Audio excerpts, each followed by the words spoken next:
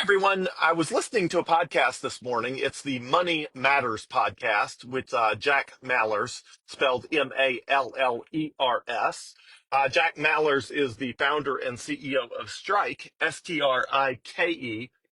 There's another company that has a similar name, but this is Strike, Strike.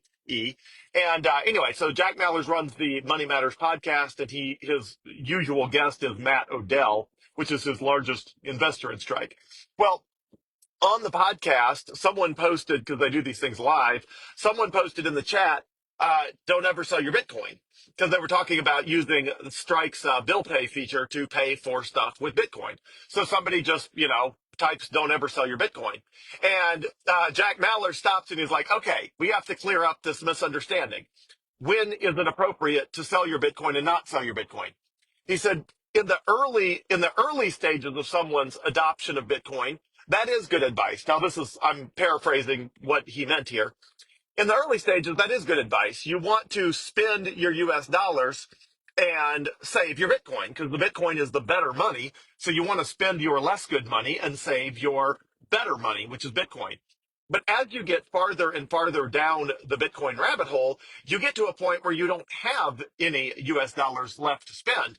So when you are living life on a Bitcoin standard, which I almost completely am, there isn't US dollars to pay for anything because it's all Bitcoin. And so when someone said, so it was interesting because this back and forth indicated that the people on the chat who were asking the question had a fiat currency mindset. A fiat meaning, made up currency like the US dollars.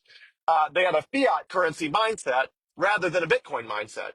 And a fiat currency mindset assumes that money is US dollars and Bitcoin is an investment, which is not true. Bitcoin is an investment and a currency. One day it will just be a currency, but right now it's an investment and a currency because it's so early in such an early stage of the adoption process. So when you have that mindset, it's easy for somebody on the chat to tell Jack Mallers, don't ever spend your Bitcoin. Why are you buying stuff with Bitcoin? And Jack Mallers' answer is, which is my answer is, because I don't have any US dollars.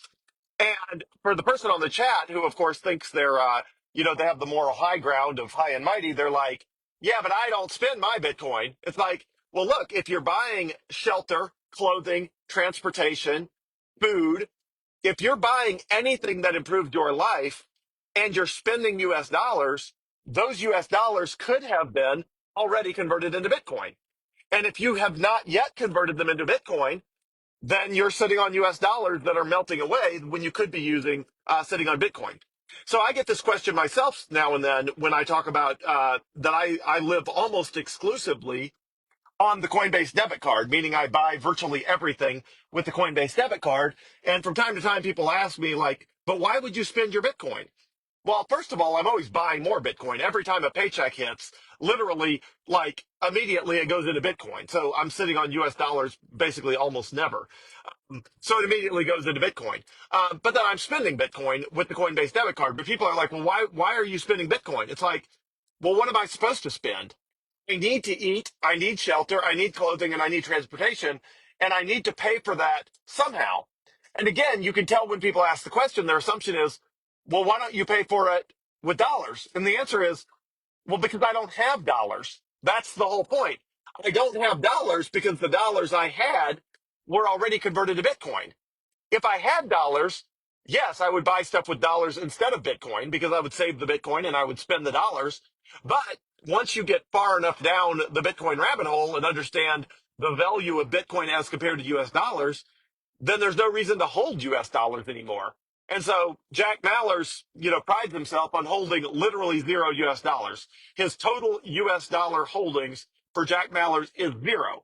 He never holds any dollars, not even a penny. He has zero US dollars, which means it's all Bitcoin, which means if he wants to buy something, he spends Bitcoin, which means when you spend Bitcoin, you're selling Bitcoin. That's the way it works. Spending is selling, regardless of whether that's the US dollar or Bitcoin. When you part with it, you are using it to an exchange. You are using it in a trade, and that means it's not yours anymore.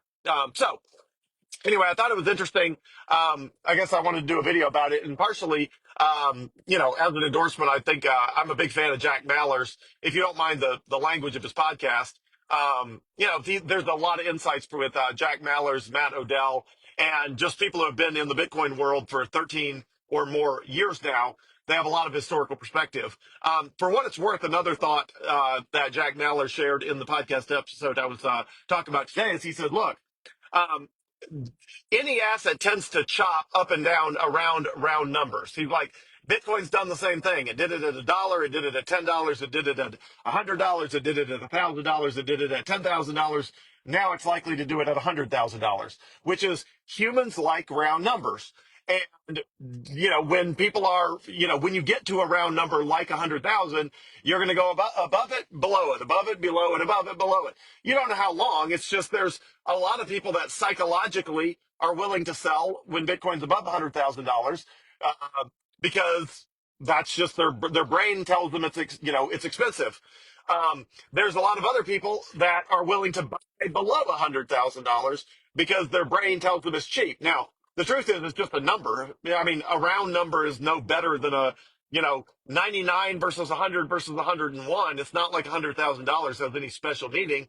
But humans are, emotionally driven psychological beings, and they do respond to round numbers, which is why people price things at $9.99 instead of $10. Does the one penny matter? No, but humans are irrational in their decision making, and they prefer to buy at $9.99 instead of $10. Just humans are humans. So the same thing. So Jack Mallers is saying, hey, we may chop around up and down, trading sideways, grinding, whatever you want to call it, range bound, in the sort of, 100,000 ish range for a while before it breaks down because that's just standard human psychology. But anyway, the point of this video was if you have US dollars to spend on stuff, I would spend those.